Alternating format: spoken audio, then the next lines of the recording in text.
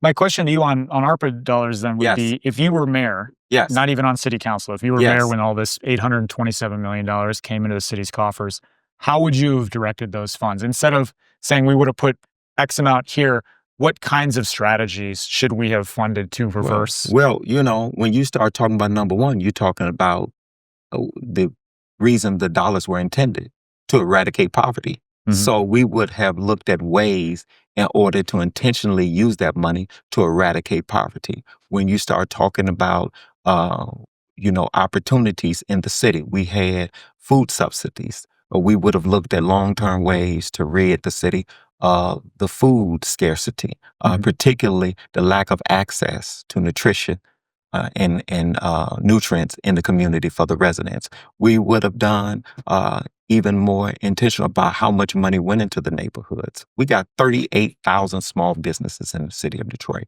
How we could leverage those businesses in order to hire Detroiters and prioritize the tools that we have at our disposal and our discretion in order to make sure that those individuals that hire those individuals get incentives and tax credits. And those individuals that get hired get access to down payment assistance, get access to housing through the land bank. And so we could do more, and we could have done more in housing. We could have increased those percentages as it relates to a neighborhood and affordable housing, food deserts, education, all of the social ills that affect children. And so we would have put together a collaborative team.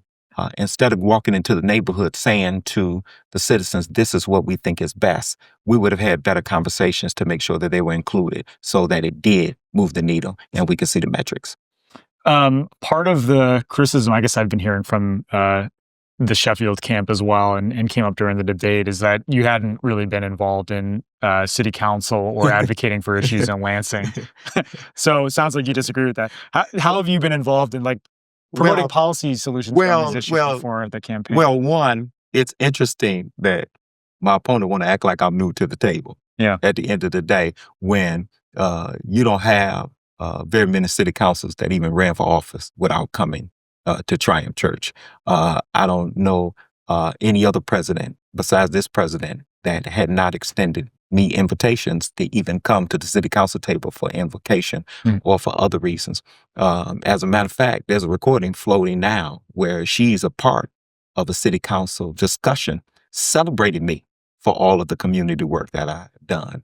There has not been a time that you didn't have governors other than Rick Snyder, but most governors since I've been pastoring have been to Triumph Church on multiple times that have shared with me in the service and rode with me in the car. Brenda Lawrence, past presidents have come. Right? I get that. Yeah. You did an invocation at city council? Is that Yes, right? I've done invocation at city council before this president. So for folks that don't know, invocation, before the meeting starts, usually they invite a member of a faith leader throughout the community. It's not always Christian, Catholic, Baptist church. When they were taking over, when there was a fight over Cobo Hall going to an authority, that rally took place at Triumph Church. Yeah. Marathon, criticism, that protest and rally took place at Triumph Church. So we can go back and talk about the long history that I and the church have played in politics.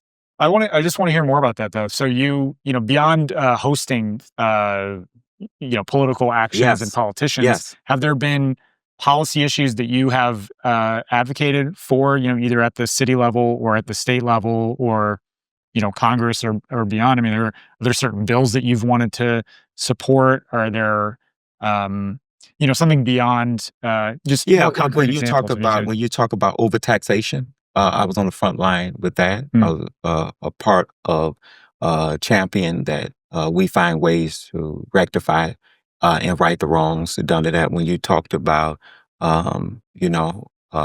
the burden that is put on people that live in a home that's due to expire, pay as you stay legislation that's due to expire in 2026. We're continuing to champion that. We have fought alongside the unions against impediments that would seek to rob them of their ability to negotiate.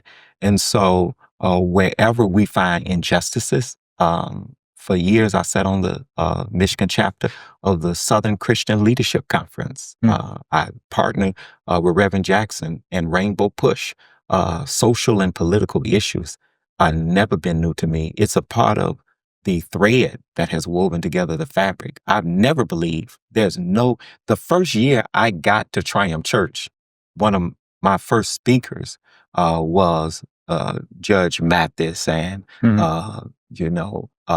Dick Gregory and Kwaise Mfume, who was the president. I was a 24-year-old pastor, and one of my first guests was Kwaise Mfume in NAACP, because I've always believed that the church is positioned on the front line to fight against any inequities that come up.